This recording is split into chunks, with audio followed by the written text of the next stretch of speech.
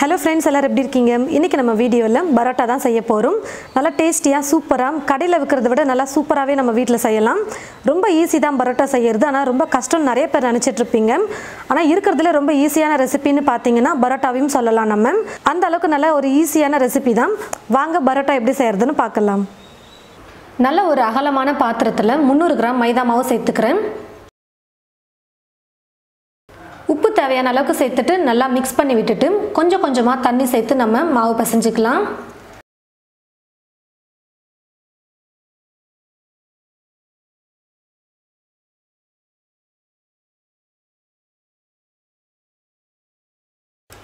ஓரளவுக்கு மாவு பிசைஞ்சதுக்கு அப்புறமா 3 ஸ்பூன் எண்ணெய் சேர்த்து மிக்ஸ் பண்ணிக்கிறேன்.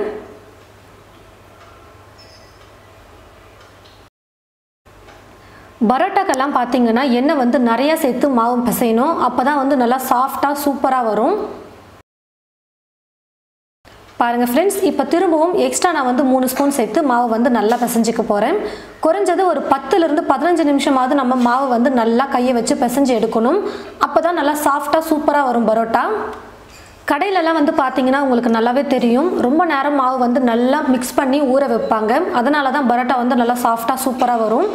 பரோட்டா நல்லா சூப்பராக வரத்துக்கு 3 டிப்ஸ் தான்.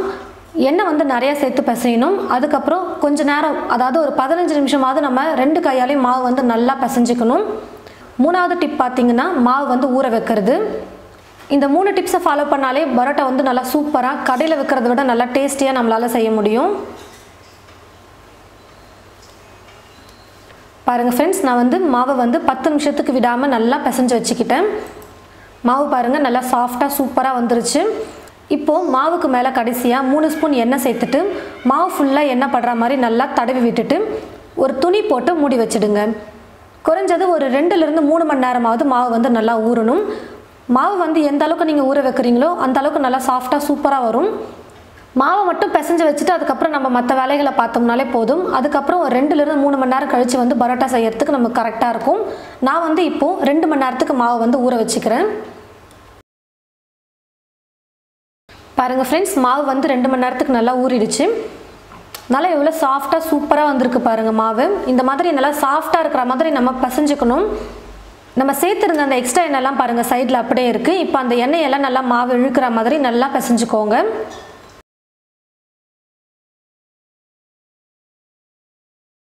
எல்லா எண்ணெயும் பாருங்கள் நல்லா மாவு வந்து அப்சர்வ் பண்ணிக்கிச்சு. இப்போ வந்து சின்ன சின்ன உருண்டைகளாக செஞ்சு எடுத்து வச்சுக்கலாம். ஒரே சைஸில் நீங்கள் மாவு வந்து எடுத்து வச்சிங்கன்னா பரோட்டா வந்து எல்லாம் ஒரே மாதிரி இருக்கும் பார்க்குறதுக்கு. இல்லைனா பரோட்டா வந்து முன்ன பின்ன ஒன்று சின்னதாக பெருசாக இருக்கிற மாதிரி இருக்கும். கடையிலலாம் வந்து பார்த்தீங்கன்னா இந்த மாதிரி தான் கையில் வந்து எடுத்து வைப்பாங்க ஒரே சைஸில் மாவு. உங்களுக்கு எந்த மாதிரி ஈஸியாக இருக்கோ அந்த மாதிரி நீங்கள் மாவை சின்ன சின்ன உருண்டைகளாக எடுத்து வச்சுக்கோங்க. இந்த மாதிரி கையால் மாவை வந்து நம்ம எடுக்கிறது ரொம்ப ஈஸி தான். ஒரு 2-3 முறை நீங்கள் ப்ராக்டிஸ் பண்ணிங்கன்னா உங்களுக்கு பழகிடும். அப்புறம் கரெக்டாக உங்களுக்கு ஒரே அளவில் மாவு எடுக்க வரும்.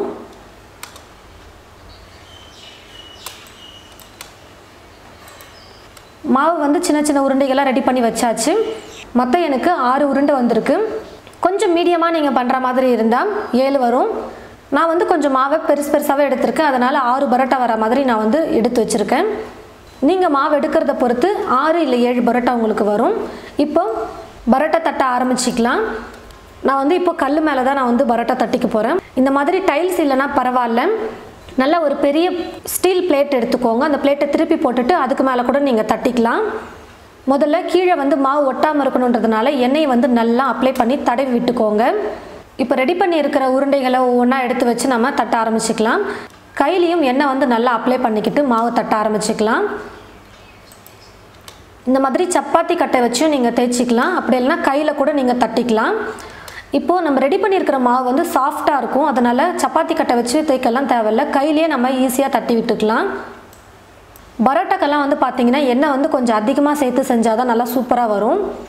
ரொம்ப எண்ணெய் அதிகமாக சேர்க்க மாட்டேன் அப்படின்னு சொல்லிட்டு நீங்கள் கம்மியாக சேர்த்திங்கன்னா வரட்டி மாதிரி இருக்கும் பரோட்டா, நல்லா சாஃப்டாக இருக்காது. அதனால் முடிஞ்ச அளவுக்கு எண்ணெய் நிறையா சேர்த்து செய்யுங்க.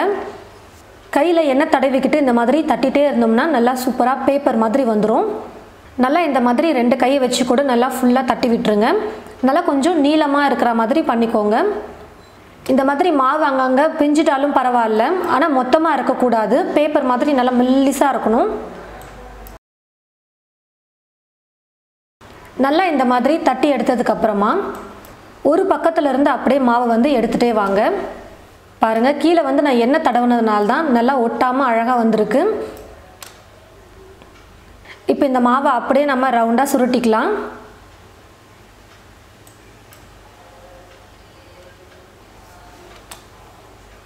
நம்ம நல்லா மெல்லிசாக தேய்ச்சி இந்த மாதிரி எடுக்கும்போது இந்த மாதிரி லேயர் வந்து நல்லா வரும் பாருங்கள். கடைசி அந்த மாவு வந்து ஓரமாக அப்படியே ஒட்டி விட்டுருங்க, பிரிஞ்சு வராமல் இருக்கும். இந்த மாதிரி ரெடி பண்ணி வச்சுக்கலாம். எல்லா மாவையும் ஒரு ஓரமாக எண்ணெயை தடவிட்டு சுருட்டி இந்த மாதிரி ரெடி பண்ணி வச்சுக்கோங்க மாவை. ஒவ்வொரு முறையும் மாவு தட்டும் பொழுதும் கீழே வந்து எண்ணெயை நல்லா அப்ளை பண்ணிவிட்டு அதுக்கப்புறமா மாவு வந்து தட்டுங்க. அப்போ தான் வந்து ஒட்டாமல் வரும். இப்போ இன்னொரு மெத்தடில் நம்ம பரோட்டா எப்படி செய்கிறதுன்னு பார்க்கலாம். இந்த மாதிரி கட்டையை வச்சும் நீங்கள் உருட்டிக்கலாம், இல்லை கைகளாலையும் நீங்கள் தட்டி எடுத்துக்கலாம். எனக்கு வந்து கையில் தட்டி எடுக்கிறது ரொம்ப ஈஸியாக இருக்குது, அதனால் நான் கையிலேயே நல்லா ஸ்ப்ரெட் பண்ணி விட்டுடுறேன். கையில் வந்து எண்ணெய் நல்லா தொட்டுட்டு நீங்கள் தட்டினீங்கன்னா ஒட்டாமல் நல்லா சூப்பராக வரும். பாருங்கள் ஃப்ரெண்ட்ஸ், இந்த மாதிரி மாவை வந்து நல்லா கைகளால் தட்டி விட்டதுக்கப்புறமா கத்தி அப்படி இல்லைனா இந்த மாதிரி பீஸா கட்டர் கூட யூஸ் பண்ணிக்கோங்க. இந்த மாதிரி மெல்லிஸாக நம்ம கட் பண்ணிக்கலாம். கத்தியை வச்சு இந்த மாதிரி மாவு வந்து மெல்லிஸாக கட் பண்ணி எடுத்துக்கலாம். இந்த லாஸ்ட்டில் மட்டும் நான் வந்து கட் பண்ணாமல் இருக்கேன். அப்போ நம்ம மொத்தமாக மாவு சேர்த்து எடுக்கிறதுக்கு ரொம்ப ஈஸியாக இருக்குன்றதுனால இந்த லாஸ்ட்டில் மட்டும் நான் கட் பண்ணாமல் அப்படியே விட்டுடுறேன். ஒரே மாதிரி அளவில் அப்படி தான் கட் பண்ணுமாலாம் இல்லை, கொஞ்சம் லைனாக நீங்கள் லேயர் வரத்துக்காக மெல்லிஸாக கட் பண்ணி விட்டுக்கோங்க போதும். இந்த மாதிரி கட் பண்ணதுக்கப்புறமா இப்போ வந்து மொத்தத்தையும் சேர்த்து நம்ம ஒன்றா எடுத்துக்கலாம். அதனால தான் நான் அந்த லாஸ்ட்டில் வந்து கொஞ்சம் கட் பண்ணாமல் அப்படியே விட்டுட்டேன். இப்போ பாருங்கள், எடுக்கிறதுக்கு ரொம்ப ஈஸியாக இருக்கும். எல்லாத்தையும் சேர்த்து அப்படியே இழுத்திங்கன்னா நல்லா வந்துடும். எண்ணெய் கீழே போட்டிருக்கிறதுனால ஒட்டாமல் நல்லா சூப்பராக வரும். இப்போ அப்படியே எல்லாத்தையும் ஒன்றா சேர்த்து வச்சு நம்ம சுற்றிக்கலாம். கடைசியாக இதை வந்து நீங்கள் ஓரமாகவும் அப்படியே விட்டுக்கலாம், அப்படி இல்லைனா கொஞ்சம் இந்த முனையை வந்து நடுவில் கூட எடுத்து வச்சு நீங்கள் தட்டிக்கலாம். பரோட்டா பிரியாமல் இருக்கணும், அவ்வளோதான். அதுக்கேற்ற மாதிரி நீங்கள் கடைசியாக மாவை வந்து ஒட்டி விட்டுக்கோங்க. இப்போ இந்த மாவையும் கொஞ்சம் எண்ணெய் தடவிட்டு அதுக்கு மேலே மாவு வச்சுக்கிறேன். இதே போல் மீதி இருக்கிற எல்லா மாவையும் நம்ம இந்த மாதிரி சுருட்டி எடுத்து வச்சுக்கலாம்.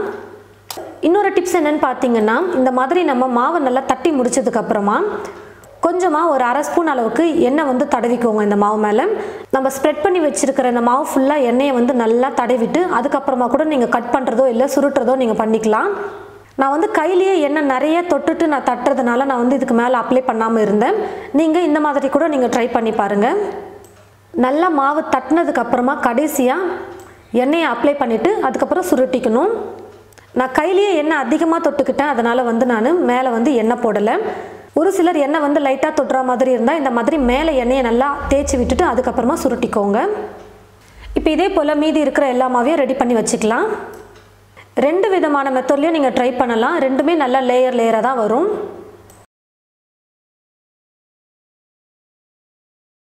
பாருங்கள் ஃப்ரெண்ட்ஸ், நான் எடுத்திருந்த 6 உருண்டைகளையும் இந்த மாதிரி சுருட்டி மாவை ரெடி பண்ணி எடுத்து வச்சுக்கிட்டேன். 3 உருண்டைகளை வந்து நான் அப்படியே நல்லா பரப்பி விட்டுட்டு சுற்றி எடுத்தது. இன்னும் 3 உருண்டைகள் வந்து நான் மெல்லிஸாக கட் பண்ணிவிட்டு சுருட்டி வச்சுருக்கேன். இப்போ கீழே கொஞ்சமாக லைட்டாக எண்ணெய் போட்டுட்டு அதுக்கு மேலே நம்ம ரெடி பண்ணியிருக்கிற மாவை வச்சுட்டு கையில் வந்து நல்லா தட்டிக்கலாம். கையில் வந்து எண்ணெய் தொட்டுக்கிட்டு தட்டுங்க, அப்போ நல்லா சூப்பராக வரும். ரொம்ப அழுத்தம் கொடுத்து நம்ம தட்டும் பொழுது அந்த லேயர் வந்து மறைஞ்சிடும். அதுக்கப்புறம் பரோட்டா வந்து லேயராக இருக்காது. அதனால் ரொம்ப லைட்டாக அப்படியே தட்டி கொடுங்க. உங்களுக்கு இந்த மாதிரி கைகளால் தட்ட முடியலனாலும் பரவாயில்ல, சப்பாத்தி கட்டையை வச்சு லைட்டாக அப்படியே தேய்ச்சி கொடுத்தீங்கன்னா போதும். ரொம்ப அழுத்தம் கொடுத்து தேய்க்கக்கூடாது. தோசைகள் நல்லா சூடு இருந்ததுக்கப்புறமா கொஞ்சமாக எண்ணெய் சேர்த்துக்கிட்டு இதுக்கு மேலே தட்டி வச்சுருக்கிற பரோட்டாவை போட்டுக்கலாம். தீ வந்து ரொம்ப ஃபுல்லாக வைக்காதீங்க, மேலே வந்து சீக்கிரம் கலர் வந்துடும். ஆனால் உள்ள மாவு வந்து பச்சையாகவே இருக்கும். அதனால் மீடியம்லேயும் வைக்காமல் ஃபுல்லாகவும் வைக்காமல் கொஞ்சம் மிதமான தீயில் வச்சுட்டு நீங்கள் குக் பண்ணும்பொழுது உள்ளேயும் நல்லா வெந்து சூப்பராக வரும். மேலேயும் நல்லா பரோட்டா சூப்பராக வெந்து ஒரு மாதிரி ப்ரௌன் கலரில் வரும் பாருங்கள், அந்த மாதிரி இருக்கும். பரோட்டாக்கு மேலேயும் சைட்லேயும் எண்ணெய் வந்து நான் நல்லா அப்ளை பண்ணிக்கிறேன்.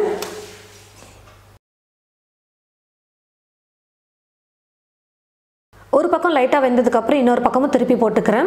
ஒரு 2-3 முறை திருப்பி போட்டு நான் பரோட்டாவை செஞ்சு எடுத்துக்க போகிறேன்.